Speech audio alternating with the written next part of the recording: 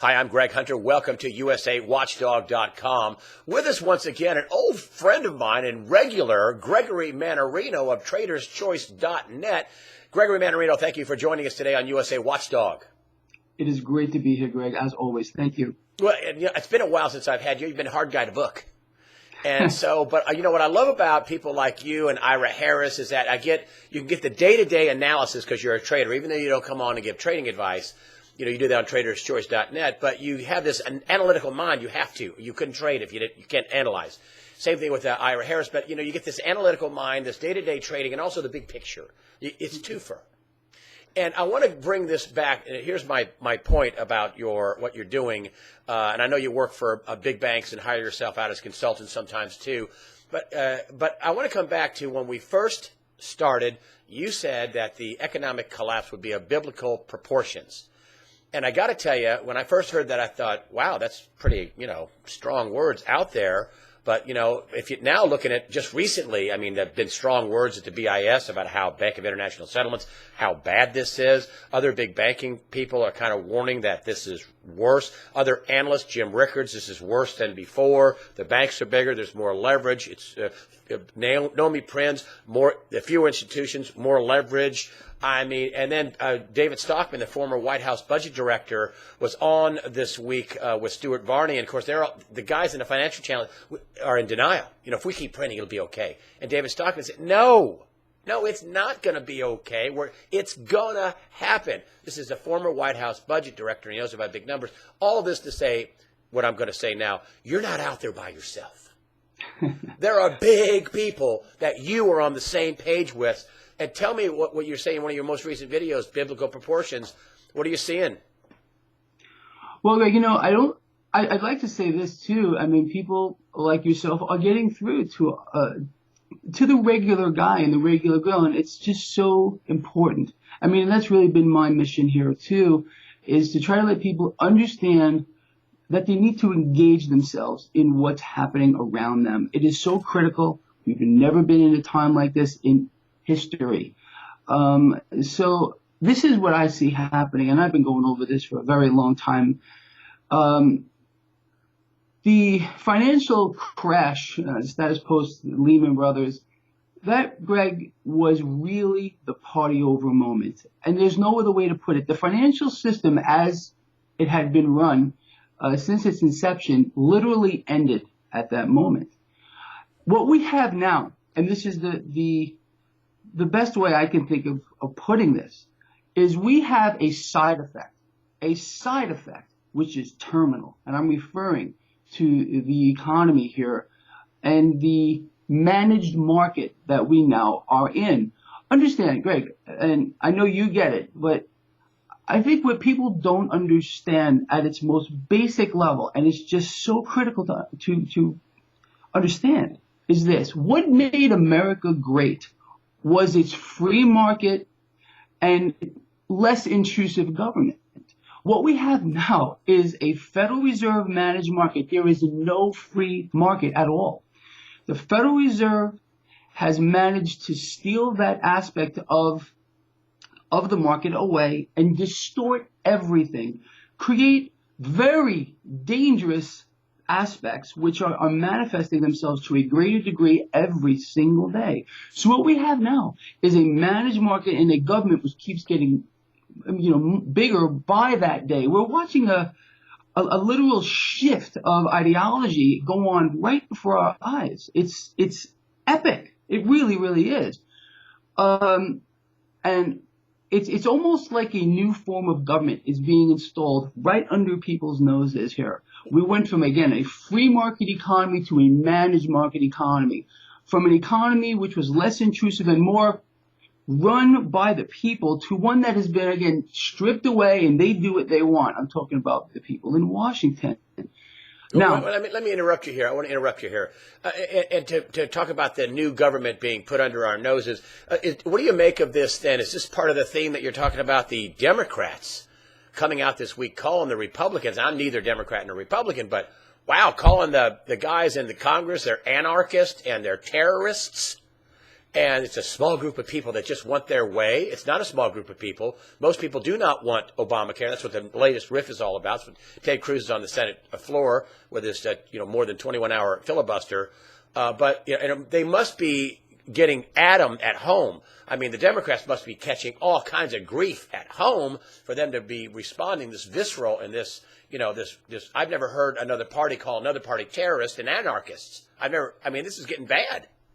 It's getting really bad, Greg. It just goes back to their agenda. There's an agenda going on here. It's been going on for quite a while. The agenda is this. They do not want a free market. They do not want a less intrusive government. They want a government that is involved in everyone's lives, that can force them to buy things. For example, Obamacare. I think this is a job killer of epic proportions here. Now let me put another perspective on this for those out there that may be listening. It's a concept that is so basic, but so poorly understood that I think we need to discuss it. What we have created here, Greg, and this goes back to the biblical collapse, is an alternate universe, an alternate reality that would not exist if we were not borrowing monies from the future to live a better now. We've literally deviated from a path that we would have been on. We've literally stolen monies from those that do not exist yet, the children, our children, who may be just born or going to be born in years to come. We've created a nation here of born debtors. A child that is born today, just today, is a born debtor in the United States, owing the government over $50,000, and that is going to keep going up. That little child who's done nothing is a debtor and owes the government money. They want to keep people enslaved through debt via this mechanism. It's very dangerous. Now, what's going on here with a system like Obamacare, and I want people to think about it. Now, we've been, covertly stealing monies from the future people that do not exist. Now, with Obamacare, we're taking monies from people that do exist. And I'm talking about the younger people out there that are being forced to buy into a system to pay for the older people and everyone else that's involved in this. It's another scheme, Greg. It's another scheme to consistently borrow more cash from the future to live a better now, basically. And the time to pay the piper is right upon us. And that's where the collapse comes in. All of these monies that are being borrowed from the future, this cannot go on in perpetuity. We understand there are those out there that say, okay, just keep borrowing and borrowing. Really, why? Well, it comes back to the very basic premise that we do not have an economy that is designed to create wealth. We have an economy that's designed to create debtors, like the child that's just born today, born debtor. This fiat monetary system built around debt, the relentless acquisition of debt, is vicious. And the only way it can function is by consistently borrowing more money from the future.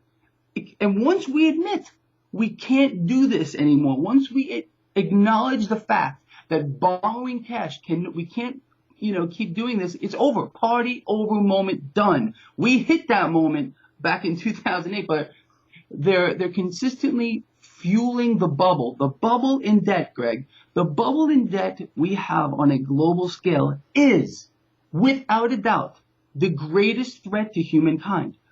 Greater than nuclear exchange, greater than Al-Qaeda. Because when that debt bubble bursts, Greg, and I've been over this has been my theme for a very long time. When that bubble bursts, resources will become scarce. That's really what it comes down to, through the mechanism of hyperinflation.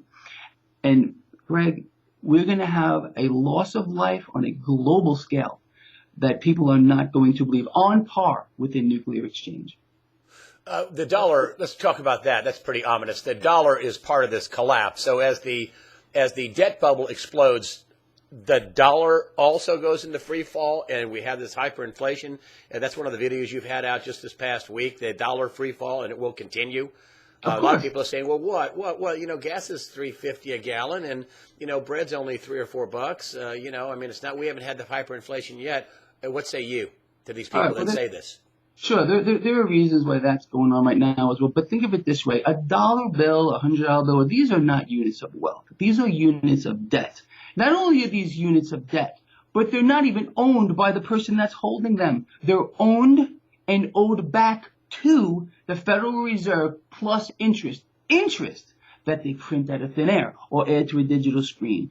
The reason why we're not seeing massive inflation yet, Greg, and I have some charts here, maybe I can illustrate that for you, is because the economy is in this side effect. It's actually dead. It's not going anywhere. There's no money velocity. Money velocity, for those who don't understand what that is, very basic concept. It's the rate at which cash is moving through an economy or changing hands. We are at historic lows. Let me show you this chart here. It's pretty profound. This is a chart that goes back to 1959, actually. Okay, Greg. Oh, where boy. We on? Yeah, this is where we are right now. We are at historic lows with regard to the money velocity. Oh, boy, you're going back to the 50s. It's below any problem we had in the 70s, any problem we had at all. It's at historic lows. I mean, there's no other way to put it. But what is at historic highs, Greg, since we're talking about the dollar? Look at this chart. This is the monetary base. This is what the Federal Reserve has done to the monetary base status post the party over moment in 2008. This is the money held in the banks, not the general money supply, but the money that the banks are holding on to. It's skyrocketed. Over 300%, Greg. And meanwhile, we have an environment. I mean, let's have a look. We have money velocity, historic low. Money printing at a rate we cannot even imagine. And why are they holding the money in the bank? Are they afraid of they're going to need it and they're going to go bust and the derivative thing's going to unwind, so they're holding all this cash to keep themselves solvent? Why are they holding all the money in the banks? Well, there's a lot of reasons for that, Greg. The Federal Reserve is actually paying the banks to keep extra monies in reserve. They don't want the monies to enter the consumer side of the monetary base. Once all of this extra cash that's been printed out of thin air or added to a digital screen enters the consumer side of the monetary base, we will have explosive inflation. Now, and you think that's coming? Oh, without a doubt. Let's put another perspective on this. Okay, so we understand historic lows with regard to the money velocity. We have the Federal Reserve that is printing cash literally like there's no tomorrow. We also understand that nations of the world are backing away from the dollar. So what does this all mean in the grand scheme of things? It's a supply and demand issue of epic proportions that's being created here. There is a massive supply of these bills with very, very low demand. So anyone with even the most basic understanding of economics has to say, well, that's going to create an inflationary environment, a massive inflationary environment, Greg. And I'll tell you something else. We understand that we're in the biggest bubble in the history of the world, the history of humanity. We've never seen anything like this, the debt bubble. When that debt bubble bursts, all that cash is going to look for a place to go, Greg. Oh, it's going to be like confetti in a balloon. Absolutely. And then we're going to have a massive and hyperinflation. So what is that going to do to other asset classes? It's a very simple concept, Greg. And something I go over all the time. This cash, when it leaves the debt market, doesn't just go to money heaven. It's going to end up in certain assets. I mean, we understand the Federal Reserve has created an environment of very dangerous distortions across the spectrum. So when the debt bubble bursts, what is that going to do to interest rates? Very well, they're going to go up at an exponential rate. This will pressure equities, which will sell off rapidly. All of this cash is going to look for a place to go, Greg. It's going to go into commodities. That's when gold and silver take off. What do you make of the CFTC stopping their investigation? After 5 years, the CFTC said, we can't really find anything wrong. I mean, there are people wanting the heads of the people at the Commodity Futures Trading Association, they had 5-year investigation. They looked for 5 years, and they couldn't find anything. Does that mean they're going to be able to continue to do what they're doing, or does that mean, it's going to blow up anyway, don't worry about it? What do you think? All right. This is another extremely simple concept. They can do whatever they want. They can twist. They can manipulate. Doesn't matter. At one particular point, they can lie as well, whatever. At one point, Greg, the free market will do its sole job. What is the job of the free market? What is it all about? It's about fair market value. That's really what it all is. And despite every single action that may be put forth by governing bodies, whatever, to try to manipulate this, all it does is create distortions in these assets. And there will be a snapback moment when all of it snaps back to a fair market value. And that moment, Greg, is going to rock the core of the earth. Like I said, the debt will correct to its true value. The stock market, commodities, it's going to, and it's going to everything. Treasuries. The whole thing. It's going to be rapid and it's going to be extreme. People are not prepared for this, Greg, and there's no doubt about it. Let me just just since we're on this topic, let me put another perspective on this for all of you out there. So, we've gotten, we hear people out there all the time, and they're out there beating up gold, and they're out there beating up silver, and it's just such a nightmare, and they just don't get it. Let me just show you a chart here. This is a chart of the U.S. dollar index, which basically values the U.S. dollar versus other currencies. This is a 50-year chart, almost 50 years. Have a look at this chart, Greg. Let me go over this so you know what's going on here. This downward trajectory here, this is the dollar index, or the dollar value based against other currencies over the past 50 years. This is what gold has done during the same time period. It went from $35 an ounce to $1,330 plus. Right. So this should illustrate for people why they should not be in paper. And let me just do one more thing, because people say, hey, that's a 50-year chart, blah, blah, blah. It's in the past. Okay, how about this? This is a 5-year chart. This is a 5-year chart of ticker UUP. This is the dollar bullish ETF. All right, let's have a look at this. What's happened? My goodness. Exactly. Look at this the is since value. They printed all this money.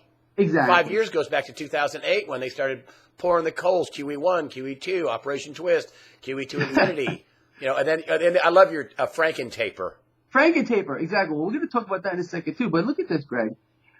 All right, value of the dollar. This is a better gauge, in my opinion, compared to the Dixie, because that's a little misleading.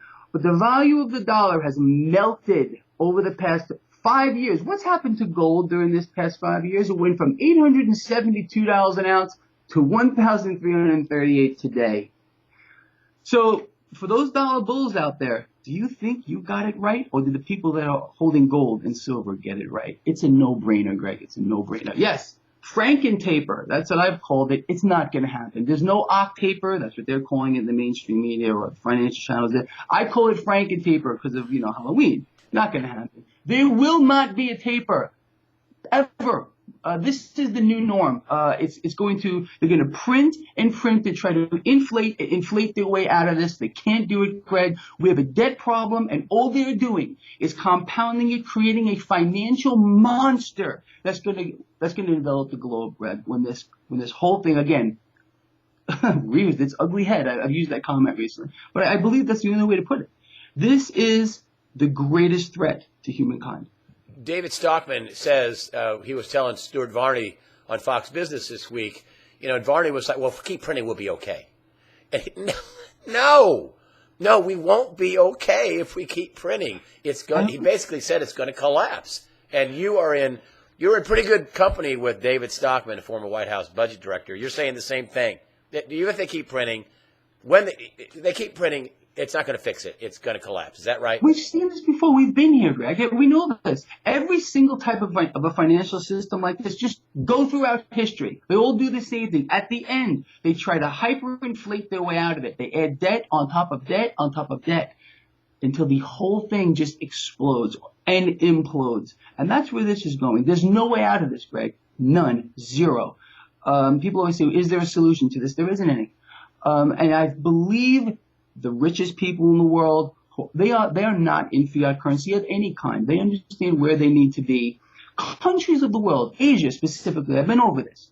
Why are they dumping their dollars faster than the Federal Reserve can buy them back? I'm referring to treasuries. Well, because they get it. Why are they hoarding gold? Because they get it. It's a very dangerous situation, Greg. It's, and I try to poke a little fun at it from time to time, and you've seen some of my videos. But again, it just goes back to what people need to realize. Forget everything else. Forget everything else. every other thing you may be afraid of, or what the mainstream media is trying to make you be afraid of. This is the greatest threat to humankind, Greg, is a debt bubble. Gregory Mannarino. Would have liked to have you on earlier, but I'm sure I'm glad you came back now. Thank you so much, Gregory Mannarino, traderschoice.net. Thank you so much for adding your perspective and analysis to what's going on in a crazy market. Thank you, sir. You're welcome, Greg. Thank you.